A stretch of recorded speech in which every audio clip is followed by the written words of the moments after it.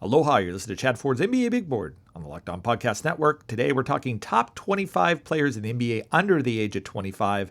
Lots of controversial picks to choose from. Thanks for making NBA Big Board your first listen every time we upload a podcast. Here we go.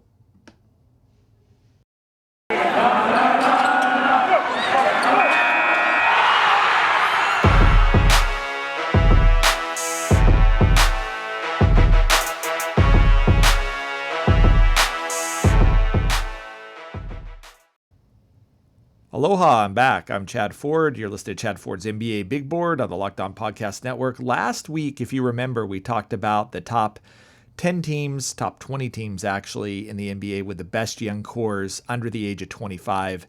Today, we're tackling which of those players are the best players under the age of 25. Promised we'd do this last week. We've been running it all week on NBABigBoard.com. Make sure you go over there, subscribe, give us your email, get these in your inboxes. We ran players 16 through 25 on Tuesday, players 6 through 15 on Wednesday, and then players 1 through 5 on Thursday. And you can check all of that out over at NBABigBoard.com. And this was an attempt now. We talked about tiers, but, Trae Young and John Collins, for example, were in the same tier. And what does that mean? Lots of players in tier 3. What does it mean? And so we went back this time and actually tried to rank the players 1 through 25. Again, these are players that are under the age of 25 by the time the season starts on October 19th. So as long as you're 24 and 364 days at the start of the season, you qualified for the list. And I used several different ways of sort of compiling this list. First, I used two analytics models, the Darko and LeBron analytics models, which you can find online to give each player a score based off of both their offensive and defensive abilities in the NBA. For NBA rookies, I used the 2021 NBA draft tier system that I employed for the draft. And then I talked to a number of NBA general managers and scouts to get their take. And I think one thing is really important and probably the most controversial part of this list. It's really difficult to rank rookies in this list. So one way to think about the list is that, okay, these are going to be the top 25 players under the age of 25 this season. That's not what I was trying to do here. I was actually trying to say, look, if all of these players were 23, 24 years old right now, who would be the best players that currently are under the age of 25 right now, which means that for someone who's 24 years old like Jalen Brown, we don't really need any projection anymore. We sort of know where they stand right now as players. But for a 20-year-old or for a 19-year-old, we have a lot of projection to do to try to get there. And so when I asked general managers and scouts to rate players, I was asking them to think about the impact those rookies and second-year players would have in the league by the time that they're 24. And so this is really important to understand when we get to younger players like Zion Williamson, Cade Cunningham, Jalen Green, Scottie Barnes, even Lonzo Ball and Anthony Edwards, for example, because they're not fully formed yet. So it's expected that rookies are going to take 2 to 3 years to really start to shine in the NBA. So what I'm not saying is that someone like Cade Cunningham or Jalen Green is better than players that are currently 23, 24 years old, all-stars in the NBA. I'm not saying that even if they're ranked higher, but I am saying that in 3 to 4 years, I believe that they will be at that point. That's what we're projecting out. So, think about Jalen Brown at 19 and not at 24. Think about Trae Young at 19 and not 24. They wouldn't be ranked as high as they are right now in the system either. And so you're projecting out. And I know that puts in a lot of subjectivity, a lot of guessing right now into this process. I think it's fun. I think it's great to be able to debate this if you want to debate it. And we're going to just dive into that list right now. And we're going to actually start this list backwards. So we're going to start with player number 25. And before I even jump into player 25, it probably means that we should talk about a few players that did not make this list. These were players that are certainly really good prospects, guys that are under the age of 25 that have a bright future in the NBA. There is so much talent right now in the NBA that not everybody can make this list. So a couple of guys that, I saw people upset about that weren't on this list. RJ Barrett is a great example for the Knicks. OG Anunoby of the Toronto Raptors, not on the list. Jonathan Isaac out of Orlando Magic, not on the list. Kevin Porter Jr., probably the guy that I'm worried I'm going to regret the most, just misses the cut. And they missed the cuts because, one, the analytics didn't put him there in the top 25. That was especially true for RJ Barrett, who just from an analytics standpoint just isn't there. Not even close. But it also affected players like Jonathan Isaac, who have been injured a lot. And then Kevin Porter Jr., who really had a very, very strong end of the season for the Houston Rockets, but statistically was a little bit more sketchy after that. So it hurts players. And look, it benefits players who haven't played a game yet in the NBA. It just does, because we're still projecting based off of what we saw in high school and college or their international play as well. But those were just a few of the names of players who did not make the list. And so let's start talking about the 25 that did.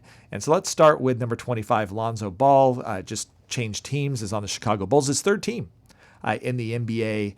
Had a solid LeBron and Darko score, definitely not rated as an all-star. And to me, I look at all-star and say, okay, who are the top 40-ish players in the NBA?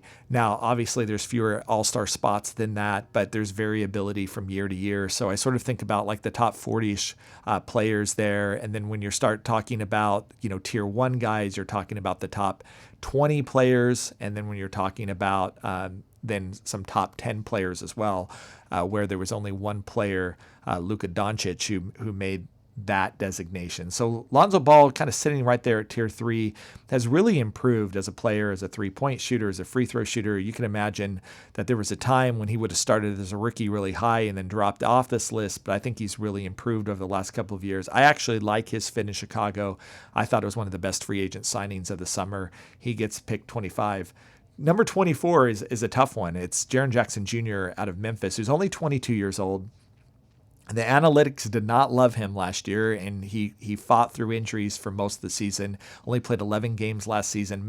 Has missed 101 games in his 3 seasons in the NBA right now. He can provide toughness on the boards, at the rim, and I think for a lot of teams think that he's going to be a small ball 5 ultimately in the league. But he's only 22 years old. I think there's still plenty of time to emerge, especially if he's healthy. He's on a really good team in Memphis right now. He was just voted by NBA GMs as the guy most likely to have a breakout season.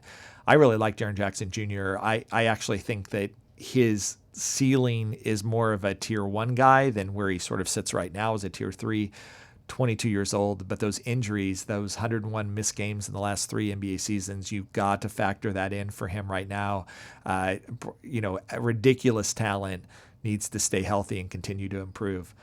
Another one that got people very upset, and in fact, some Sacramento Kings fans got after me, was at 23 with De'Aaron Fox, who comes in, 23 years old, had a big season, right on the cusp of being an NBA All-Star right now, averaged 25 points a game, 7.2 assists a game, was getting the line 7.2 times per game, which was really good. Absolute blur in the open court, has toughness that the rest of the Kings teams at times have really lacked. He struggled a little bit in the analytics, though. One of it is his 3-point shot. He got up to 32% from 3 last season, which is okay. It needs to get better. Turnovers are an issue as well.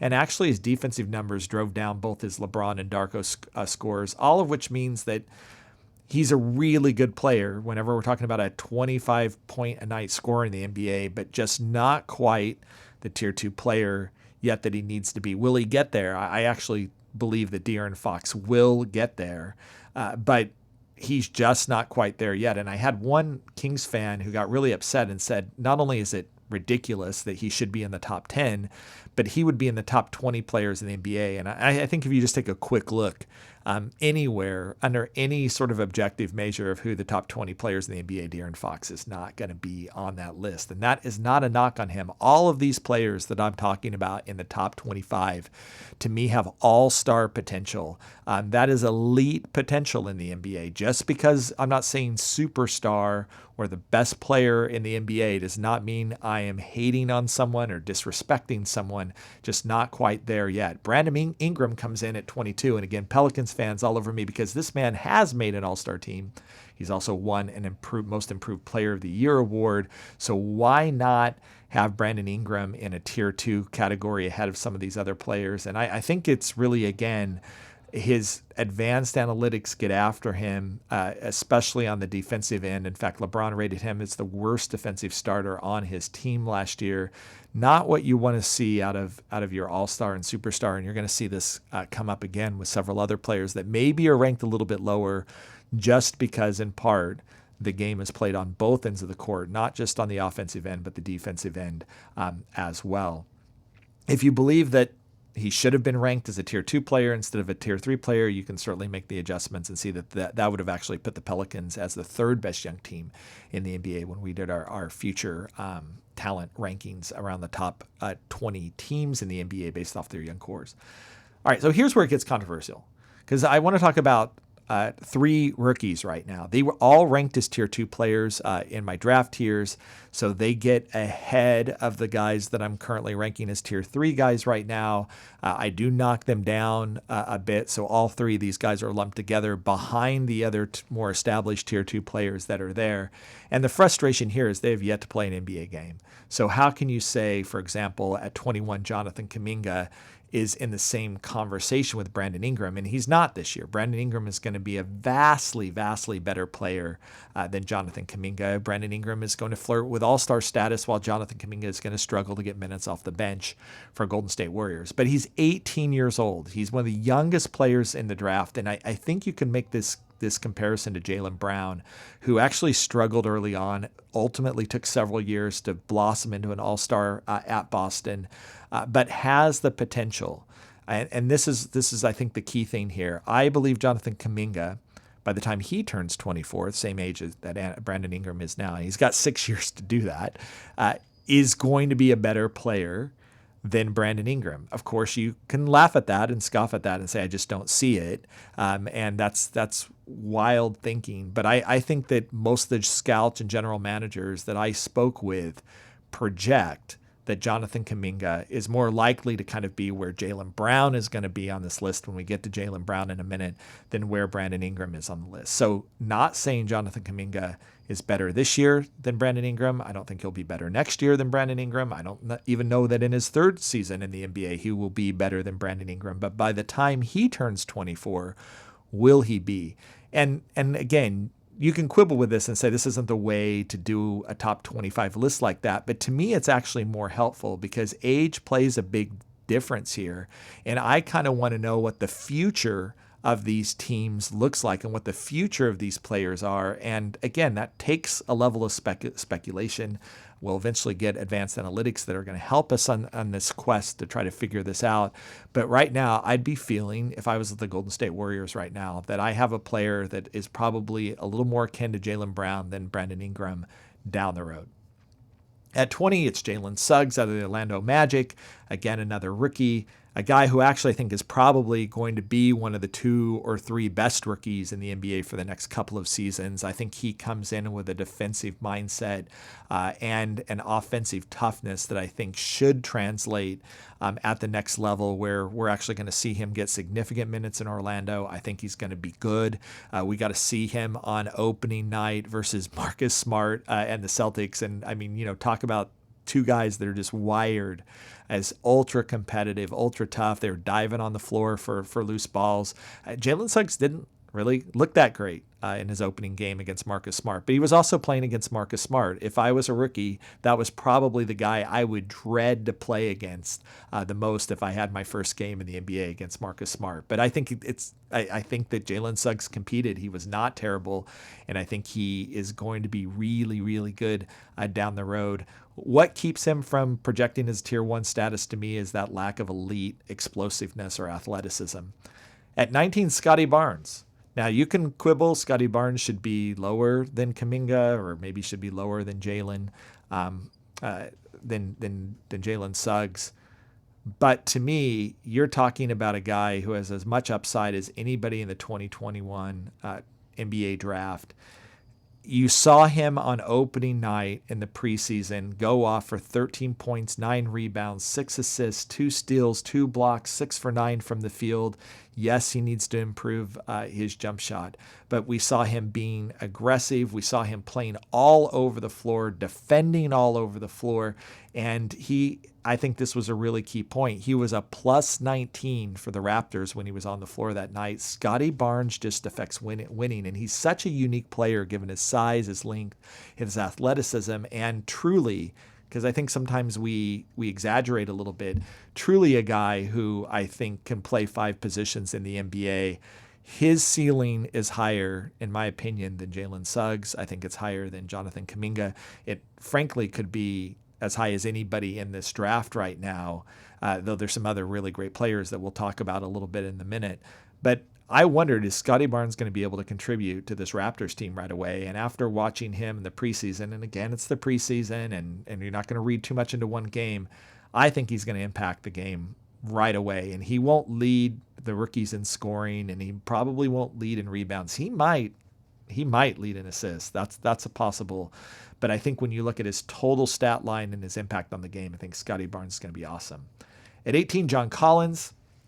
Another sort of controversial selection because Collins has not made an all-star team yet, though his numbers are all-star quality according to both the LeBron and the Darko analytics right now. And he is a guy who's just continued to improve. I think his impact on the court sometimes doesn't always fit into the statistical numbers right now. He's 24 years old, just signed a 5-year, $125 million extension. Makes him one of the cornerstones in Atlanta. But notice where he is and then where Trae Young is. And they both ended up in tier 2 categories. And you could argue maybe Collins should have been in tier 3 because he hasn't made an all-star game. The numbers suggest that he's probably one of the 40 best players in the NBA right now. And so he's worthy of that tier 2 status right now. But you can quibble with that either way. But you're going to see that there's a pretty big distance between him and Trae Young, even though they're in the same tier. And I think that's appropriate with tiers. The top tiers are smaller. That when you get to tier 2, it gets a little bit bigger. When you get to tier 3, it gets a lot bigger. And then when you get to tier 4, it gets a lot bigger because there's just a lot more players that can play up to that tier and just very few players that can get into that top 40, that top 20, and then that top 10 conversation. At 17, Jalen Brown, the Boston Celtics, a guy who just made his first All-Star team and turns 25 just 5 days after the season begins, so just barely makes this. John Collins, Brandon Ingram will not be on this list next year because they'll be too old for this list. Career highs in points, assists, shot 39.7% from 3 at 7.1 attempts a game. Were really impressive. You know, analytics, LeBron and to a lesser extent Darko weren't like in love with him. If you were just going on the analytic models, he would be lower on the list. I think he's still improving. I think Jalen Brown is a guy who has just been a slow burn improvement every season. I still think he's got another gear to get there. And general managers and scouts that I like to really like him as a player. I think he has a ton of value in the league right now. And one of these guys that I think is a great example of just because you struggle starting as a rookie doesn't mean that that's how it's going to be your whole career. And I think he's really improved dramatically. And then at 16, Anthony Edwards. And again, you could quibble. Now here's a NBA sophomore. What is he doing ranked ahead of him? Again, he's only 20 years old. Analytics numbers say he's absolutely not there yet and probably won't be there next year or maybe the year after that. On the other hand, after the All-Star break, 24 points a game, 5 rebounds a game, 3 assists a game, shot 45% from the field, 35% beyond the arc. That's not that far off what we saw Jalen Brown, and he's 4 years younger than Jalen Brown. In May, final 8 games of the season, limited sample size alert, 27 points a game, 4 assists a game, 41% from 3. If he gets anywhere near that as an NBA sophomore, he's too low on the list. And it's one other thing that I caught my eye was that Anthony Edwards was defending in the preseason. And that was something that he didn't do a lot of as a rookie. And if he's going to get after it on the defensive end as well, we're talking about not a tier 2 player, but a tier 1 player down the road. So no, Anthony Edwards is not better than Jalen Brown right now. I'm not saying that. But at 24, is it plausible that he's going to be better than Jalen Brown? I think it's actually probable given the elite athleticism that's there and just what we've seen. Now, look, rookies can stall out. Maybe he's not going to hit that. But to me, I think he's got the tools that I would really, really love to see in a player, that is an NBA superstar someday. He's got that potential. He was late to the game of basketball. I think he's still got just such a ton of talent. I'm really excited to see what he does with his career. Okay, well, we're going to take a quick break, and we're going to talk about a new sponsor of ours called Sleeper. In 2018, the fantasy sports experts at Sleeper realized that fantasy basketball was broken. Games were won and lost based on whose players had scheduled games that week. It made no sense and required very little strategy, so in 2020, Sleeper released a brand new way of playing fantasy basketball. It's called Game Pick, and it's only available on Sleeper. In Game Pick, owners pick a single game per week for each starter to count towards their team's total score, ensuring an even number of games played between opponents. The days of losing because your opponent's players simply had more scheduled games to play in that week are over. The days of mindless daily busy work are over. The days of giving up halfway through the season because of that busy work also over. In Game Picks, you pick one game per week for each player based on player matchups, home versus away, opponent's defensive ranking, pace of play, and more. All that adds up to more strategy, less busy work. Whether you prefer redraft, keeper, or dynasty, Game Picks has you covered. Sleeper. Crack the fantasy basketball code. If you play fantasy football, if you prefer building out a weekly strategy versus daily busy work, you're going to love Game Picks. Download the Sleeper app and start a league with your friends today. You won't be disappointed. That's download the Sleeper app. Start a league with your friends today. You won't be disappointed. All right. We are doing the top 25 under the age of 25. We've talked about picks 25 through 16. Those are all available in the first column that I ran on Tuesday over at NBABigBoard.com. Give us your email address. We'll email those to you every time that they come out. We're going to be doing some more NBA draft stuff next week. Now we're getting to picks 15 through 6 in this segment. And again, just reminding you of the rules, the players had to be under the age of 25 by the start of the NBA regular season on October 19th. I'm using statistical analytics models of Darko and LeBron to rate each player. If this is a Chad Ford podcast, you know I'm going to use Darko. I've used our 2001 NBA draft tier system to help with rookies, and I talked to a handful of GMs to rate each player under the age of 25. And again, as they were rating rookies and sophomores, I asked them to project those players out to the age of 23 and 24, and not just on what they're going to contribute to their team this year. And so for those younger players, we're still projecting out what they will be by the age of 24. Obviously, we don't need to do that with the 23 and 24-year-olds because they are there. At 15, it's DeAndre Ayton, a guy who's become a double-double monster. And I know the NBA just really doesn't necessarily value bigs the same way that they did anymore. And that's possibly why he's a little bit lower on the list. But I think he's going to be an all-star someday in the league. And while you can't totally defend the Suns for passing on Luka Dončić to get DeAndre Ayton, I don't think that's any surprise where Luka Dončić is going to end up on this list. He still looked really, really good and looked worthy of a number one pick in the draft. He looked his best actually in the playoffs, got 16 points, 12 rebounds, shot 66% from the field for them. Nothing flashy about his game, but he defends, he's strong, he finishes at the rim, and I think he's got a really, really bright future. I think Chris Paul brought something out from him in Phoenix as well. I'm really excited about him. At 14, I'm going to tell you, man, this is where it got tough. Like at 14, things started to get really tough because I think these players are like really close together in some ways. So if you want to argue that player 14 should actually be player 11 or 12 or whatever, I think that's really fair. I think these players are really close together. At 14, Shai Gilgeous-Alexander, OKC Thunder, a guy who looked every bit the part of an NBA All-Star in those first 36 games that he played for the Thunder.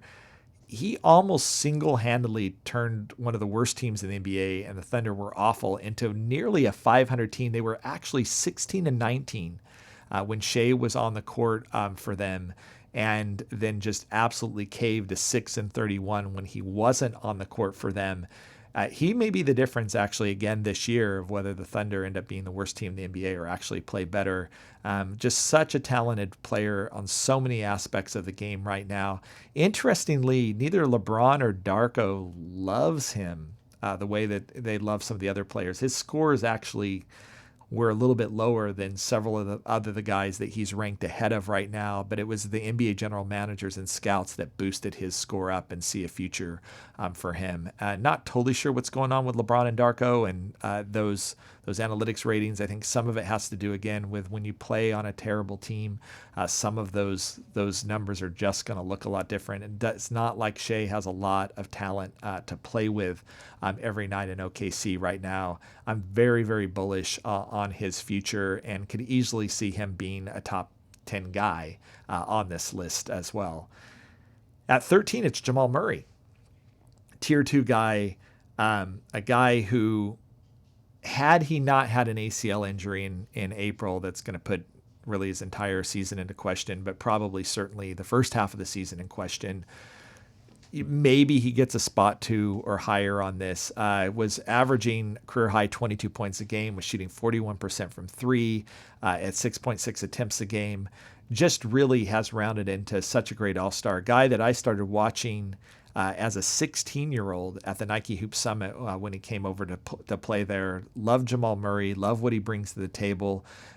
He's always sort of exceeded expectations to me in a certain sense. Like you sort of look at him and he doesn't have that elite athleticism and you just kind of wonder how he's going to be, but he just has such a great knowledge and feel for the game. And actually, Darko is very, very bullish on Jamal Murray, had him ranked very, very highly. LeBron analytics not as much, but he sits here at 13. This is his last season that he's going to be on here because he's 24 years old, but just love what he's accomplished as a player in the NBA. His teammate, Michael Porter Jr., comes in at 12, and this is probably where the one area that I wish that I had given him a tier 2 ranking instead of a tier 3 ranking. I was concerned about his back, his long-term health. When I talk to NBA general managers and scouts, it's kind of one of the first things that comes up with Michael Porter Jr. Defense is another one. Shot selection can be another. But the LeBron and Darko analytics matrix absolutely love Michael Porter Jr. They see him absolutely as a tier 2 star. And when you look at what he's done at the age of 23, I think that was unfair. Even though he has not made an all-star team, he should have gotten a tier 2 categorization from me. And if he had done so, Denver's score would have been pushed up significantly, and they would have ranked 11th with Charlotte, Chicago, Dallas, New York, and Sacramento on that future talent rating. So if you want to make that adjustment, you can to Denver, but it's just awesome that they have 2 nice guys. And look, Bones Highland actually had a really great preseason rookie game as well. You wonder a little bit about how he's going to get minutes on a contender, but I really like that pick as well. And so he's a guy that does not make the list, but certainly am interested in him, his future. At 11, probably the second most controversial guy in this section, LaMelo Ball at 11. Now, look, LaMelo fans are probably going to say, Chad, you got him too low. And everybody else is going to say, Chad, you got him too high. He is just not yet the player that a Michael Porter Jr., Jamal Murray, Shea Gilgeous-Alexander is. And I think you're right. But again, he's 20 years old. We're projecting what he's going to be at 23 and 24, not what he's going to be this year. And by the way, he's already spectacular as a passer, one of the top 5 passers already right now in the NBA. His shot and his defense were the big question marks that we had about him really early on in the season. He was better than I thought he would be as a rookie. And if he continues to build on those 2 strengths, his shooting and his defense, he has the chance to be a superstar and a guy that makes the top 5 of this list right now. I think that the GMs and scouts, man, they're still not quite all the way in on LaMelo Ball yet. I think that's a mistake. I think he's going to ultimately end up being a superstar. He gets a tier 2 designation here. But to me, he could clearly be a tier 1 guy by the time we're talking at 23, 24 years old. One side note is that, watching Josh Giddey play for Oklahoma City, made me wonder a little bit, did we miss on Giddey the exact same way that I think folks missed on LaMelo Ball? Worried about the jump shot with Giddey, worried about who he's going to defend. Struggled to do that in Australia last year. And then Giddey comes out and just, again, that elite feel for that game, that elite passing vision really stood out to me in that game as well. And is he going to? And then he shot 2 for 4 from 3. And again, super small sample size. But if he ends up being a better shooter than we thought and can hold his own at least a little bit on the defensive end, then the Thunder are going to look really smart in taking Josh Giddey at 6. I was a little bit skeptical. I was really surprised they didn't take Jonathan Kuminga over him. Again, it's early preseason. He only played a few minutes of a summer league game before getting injured. It was one game for Oklahoma City, but man, I have to say that I was really impressed, and it'll be interesting to see if he can build on that in the actual regular season. He's going to get a lot of minutes for Oklahoma City. A guy, Josh Giddey, who does not make the list here, but certainly if he's going to play like that, he'll be on this list next year. At 10, it's Ja Morant, a guy who just absolutely went crazy in the playoffs against the Utah Jazz. He was only 21 years old when he did it, averaging 30 points a game, 8 assists a game, 5 rebounds a game. Just absolute tantalizing, explosive athlete, one of the most incredible athletes that we've seen in the draft in a long time. He's got to improve that jump shot. I think that is the big question. If he does, he's going to be completely unguardable on the offensive end. Needs to add strength, needs to improve as a defender, which is why he's not a little bit higher on this based off of what he did in the playoffs. Again, the analytics still on the fence with him a little bit. LeBron's analytics actually like him better than like Devin Booker. On the one hand, the Darko doesn't, actually has him with a negative 0.7 right now, which isn't great.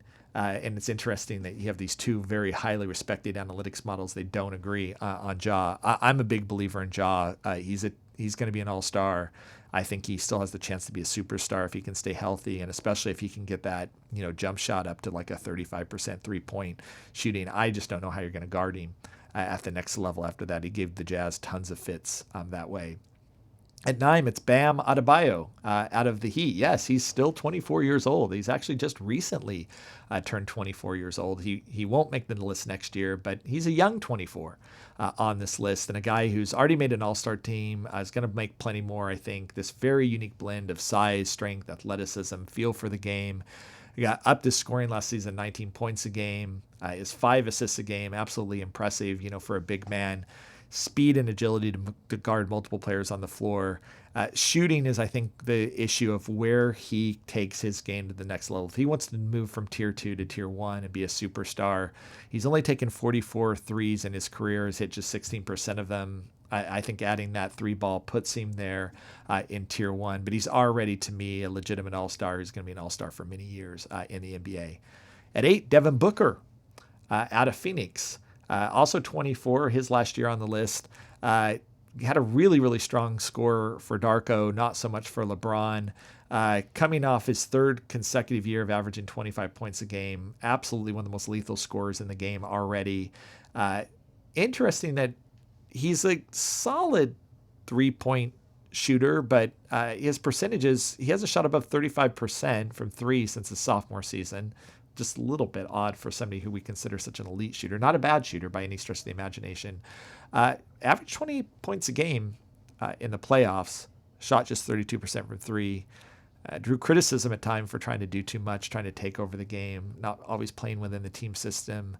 Look, I think that you have to remember that was Devin Booker's first playoffs. He makes it to the NBA Finals and averaging 28 points a game in the playoffs. Pretty impressive for a 24-year-old.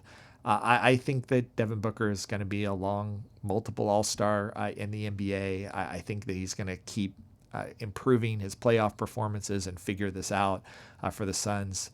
And again, this is amazing. He's 8 on the board, and he's terrific. I mean, he's a tier 2 guy all the way, and maybe works his way into tier 1.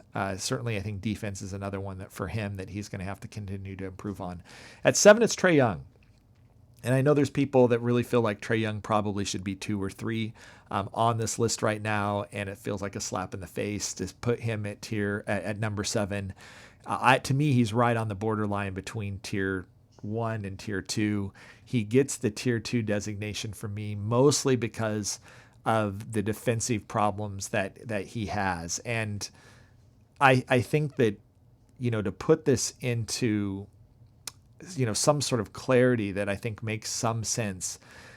The LeBron analytics system had him rated as the 6th best offensive player in the NBA last season. At the age of 23, the 6th best offensive player in the NBA. That's actually incredible. What an incredible feat for Trae Young. I think it's why people get so excited about him, is his ability to generate offense in multiple ways is just so impressive. He also was ranked as the 5th worst defender in the entire NBA last season. I'm not sure I've ever seen such a gap between a player's offensive production and defensive production. And I know off the top of your head, you're going to say, oh, what about Nikola Jokic or Luka Dončić, for example? Aren't those examples of that? Steph Curry or whatever. But I went back and looked, and yeah, those guys aren't great defenders. Steph Curry actually isn't bad, but they're nowhere near as bad as Trae Young is. And so even though Trae Young is absolutely elite on the offensive end, to say he's a liability on defense, I think doesn't state it high enough. The 5th worst defender in the NBA. The only other big time player, if you want to even consider him a big time player, that was sort of in that realm was D'Angelo Russell, out of the Minnesota Timberwolves right now, as far as bad, defensive player. And so, no, I don't think there's lots of players you can say that gap. There's huge gaps between players' offense and defensive abilities, absolutely. But I don't think there's a player right now in the NBA that has a bigger gap between the two. And that's to me where Young is going to have to improve to get into the tier 1 status. Your superstar can't just put up points and not get you and then get you trashed on the defensive end. And that's just what the numbers and the analytics show. Darko shows the same thing as far as his defensive inabilities right now. I don't ever expect Trae Young to be a great defender, but even if he could move out of the top 100 worst defenders instead of top 5, if he could get there, he's tier 1 all the way because of his absolutely elite offensive numbers. At 6, some people are going to scream, it's Evan Mobley out of Cleveland. Yes, he's a rookie. No, he's not anywhere in the same realm as Trae Young right now. He won't be for several years. Yes, this is a massive prediction on my part about what Mobley can be down the road. But look, Evan Mobley has the tools to be an NBA superstar someday. He has the tools to do it on both offensive and defensive end. General managers in that recent survey just predicted he would be the best player in 5 years among the NBA rookies. He's a unicorn with size, length, agility, can score from anywhere on the floor, can defend the rim, can rebound. He's not strong. He's got pushed around. You already saw that sort of on opening preseason night for him. But you could also see the talent that was there. Ended up, I think, with 10 points, 8 rebounds, couple of blocks for Mobley in about 20 minutes a game. I think that's probably going to be a fair number of where we're going to see Evan Mobley for year 1. But his feel for the game, his understanding of the game, his versatility at his size, you hear these comparisons to Chris Bosh, to Pau Gasol. I think he could be better than those guys, and those guys are both NBA Hall of Famers someday. And so, again, not projecting Evan Mobley, what he'll do next year, but what he would do at the same age of 23 or 24, I think Mobley deserves to be ranked here at 6. All right, we're going to take another break and talk about Built Bar, and then we're going to talk about picks 1 through 5 in our next segment. And it wouldn't be an NBA Big Board podcast without talking about Built Bar. They have so many delicious flavors. They have something for everybody. When you talk to Built Bar fans, they're definitely passionate about their faves. If you don't know the Built Bar flavors, well, you're missing out. There's coconut, cherry barcia, raspberry, mint brownie, double chocolate, salted caramel, strawberry, orange, cookies and cream, German chocolate, My personal favorite flavor is the coconut. It tastes like a Mounds bar. They're chewy, they're moist, they're delicious. They taste like a candy bar, but here's the crazy thing. They're actually healthy for you too. Check out the macros. There's 17 to 18 grams of protein. Calories range from 130 to 180 calories. Only 4 to 5 grams of sugar. Only 4 to 5 grams of net carbs. Amazing flavors. All tasty. All healthy. Order today. Get your grasshopper cookie or raspberry, whatever you like. Built Bar is also the official protein bar of the U.S. track and field team. Go to BuiltBar.com. Use promo code LOCKED15 and you'll get 15% off your first order. Use promo code LOCKED15 to get 15% off at BuiltBar.com. All right, we are back now talking about the final little movements, the top 5 guys under the age of 25 in the NBA.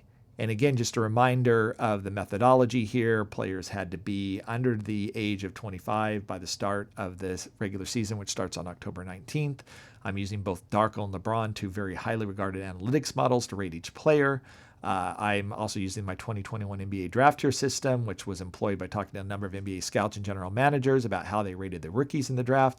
Finally, I asked NBA GMs and scouts to look at these players and rank them based on tiers, and for the rookies and sophomores to rate them on what sort of impact they think they'll have in the league by the time that they are 24 years old, which I think is fair because otherwise we're comparing 24-year-olds to 20-year-olds. So look, if you want a list of who's just going to be best next season, several players on this list are just not going to qualify for that. But if you're asking who would be better by the age of 23, 24, I think that they are going to get better. And we start with Jalen Green out of the Houston Rockets, my personal favorite to win Rookie of the Year this year. Just absolutely electric as a basketball player, as an athlete, just tremendous off the dribble ability to attack the basket.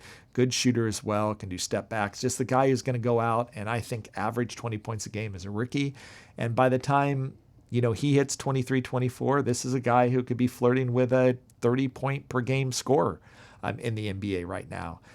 He's got plenty of time to get there. He needs to get stronger. He needs to prove on the defensive end, needs to be a little bit more of a willing passer than he was in the G League. But Jalen Green has all the tools to be an absolute NBA superstar. Got off to, sort of a rocky start in his first NBA preseason game, only went 4 for 14 from the field. He's going to have nights like that. I don't doubt that he's going to be wild and a little bit more up and down than some of the other players on this list, but just absolute superstar potential to be an incredible scorer in the NBA. Absolutely think that he can end up being a top 20 player in the NBA someday, which is why he sits here at 5. At 4, it's Cade Cunningham of the Detroit Pistons, also ranked as a tier 1 player before the draft. And he comes in obviously with tremendous hype. He's the number 1 pick in the draft. People think he's going to be a franchise player, one of the most complete players in the NBA, can shoot the basketball, can handle, can be a primary, secondary ball handler, can defend multiple positions. People love Cade Cunningham. He's not an elite athlete. I think that's one thing that concerns people. There is some question marks about whether he is more of a lead ball handler or more of a secondary ball handler. I probably lean towards more secondary ball handler, which maybe means if I was doing my own personal rankings, maybe Cade Cunningham isn't here at 4. Where I see kind of Chris Middleton as a comp. But look, a lot of NBA GMs and scouts look at him and say he is going to be an absolute star in the league. He plays the most important position at wing. He's a very mature player. He's a clutch player, a guy that isn't afraid to take that shot at the end of the shot clock and help his team and take over a game when he needs to. It'd be really interesting to see what sort of rookie year he has. I think there's big expectations. I think Detroit's going to put the ball in his hands, let him do some stuff. We haven't seen him play in the preseason by the time of the recording. He's missing the first game as he's nursing an ankle injury. I don't think that's going to be a big deal at all for his future. It doesn't sound like the Pistons are concerned about his long-term health. I think he's going to be one of the most interesting players to see what happens to his game. Can he live up to the hype? Because it is tremendous right now. But it's enough that you have NBA scouts saying, look, at the age of 24, we believe Cade Cunningham will be better at 24 than Trae Young was, or Bam Adebayo, or Michael Porter Jr., or Jamal Murray, or Devin Booker. That's a huge compliment. Those are huge expectations. Hope he can live up to it. Certainly a very bright future. Don't see how Cade Cunningham fails, whether he lives up to this high ranking. Let's give him a year and see what he does. At 3, it's Zion Williamson, a guy who just turned 21 years old, already putting up elite numbers offensively. Only Nikola Jokic and Joel Embiid put up better offensive numbers for a big man, according to LeBron. Those are the only 2 players in the NBA that were better offensively as big men than Zion Williamson right now. 61 field goal percentage, obviously impressive. He dunks everything around the basket. Upped his assist totals to 3.7 assists a game. We saw the advent of Point Zion sometimes in New Orleans when they put his ball in his hands. He does need to get in consistent 3-point shot. We're always going to worry a bit about his conditioning and his health because of the weight that he carries on his body. We certainly want to see that improved. But and there's questions about his rebounding and shot blocking as well. But you talk about such a dominant offensive player who's not terrible on the defensive end. And this is why I think he's a candidate to become a top 10 player in the NBA someday. And certainly a guy where you can quibble, hey, I think Trae Young is better than him right now. Again, look at the age difference and ask where is Zion going to be in 2 seasons on this list. And it's going to be kind of right here at the top. At 2, it's Jason Tatum, the Boston Celtics, still only 23 years old, and a guy who's already, right now at 23, flirting with becoming a top 10 player in the league. Just incredible for a player his age. Both LeBron and Darko having him as a clear tier 1 guy, which means superstar, top 20 player in the NBA already at the age of 23. And LeBron already says he's the 10th best player in the NBA right now. So that's super high praise.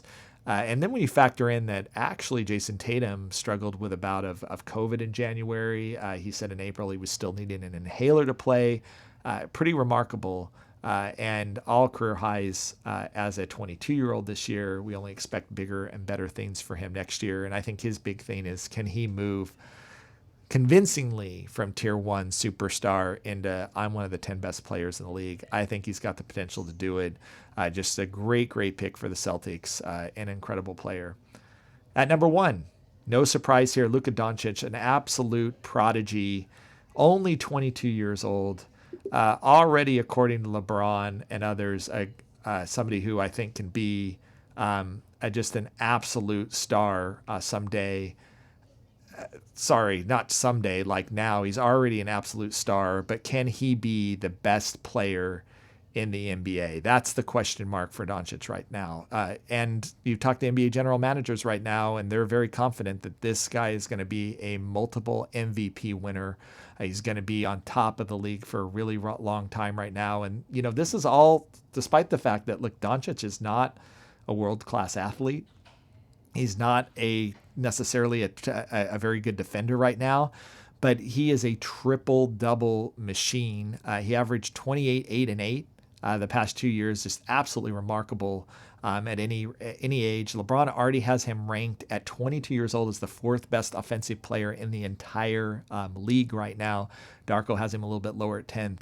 And, he's a guy that when everybody was putting together like their top 75, they were asking the question, and really only of these young players with Dončić, should we just go ahead and put him on the list right now? He's that good. I think he's a guy who we're just going to see for a long time as one of the greats as far as seeing the game, feeling the game, understanding the game. To me, Dončić is just absolutely a joy to watch. I really hope Dallas figures out how to get the right team around him to make him winning NBA championships, because at the end of the day, as good as Dončić is, he'll ultimately be judged by how many rings he has on his fingers. And that's really up to Dallas right now to get their act together and put the right team around him so that that's what he's doing, because at age 22, he should already be competing for NBA championships. I think he's that good. And he sits at number 1 on this list, and he will sit at number 1 in this list, my guess, next year and the year after that, as well as a 23-year-old and as a 24-year-old. I don't see anyone knocking him down from the throne anytime soon. All right, well, that is our top 25 under 25. And one final thing that I think is interesting. A number of GMs and scouts brought up, what if we included players that were not even in the NBA yet? in this list. So I only included players that have been drafted in the NBA. So, no one from our draft list for the 2022 NBA draft is there. Obviously not for 2023 as well. And there was one name, Francis Victor Wembanyama, who NBA scouts said if we could rank him right now in the top 25, he would already, at the young age of 17, ineligible for the 2022 draft. He's so young, not eligible for the draft until 2023 as a top 10 player. If you give him 5 years, incredible size, length. That 2023 draft, teams are going to be going crazy to draft a guy that is already being projected as like top 10 in the NBA future career type player at the age of 17. Now, look, he's got 2 years to mess that up, playing internationally. Things can change. But as of today, if they were projecting out, I thought it was really interesting. And you can certainly go and watch our YouTube video or go over to Draft Junkies YouTube channel, watch Rafael Barlow break down his game. Just one of the most intriguing, long, freakish players, like Giannis freakish, that I've seen coming in a long time, and certainly a guy who would have made the list when no one from the 2022 draft class, I'm told, would have, just talking to several NBA general managers about that. So there you have it. That's our top 25 under 25. You can read the whole thing again over at NBABigBoard.com. Make sure you subscribe, give us an email, make sure you get all of our columns and newsletters in your inbox. And you've been listening to Chad Ford's NBA Big Board on the Locked On Podcast Network. Aloha.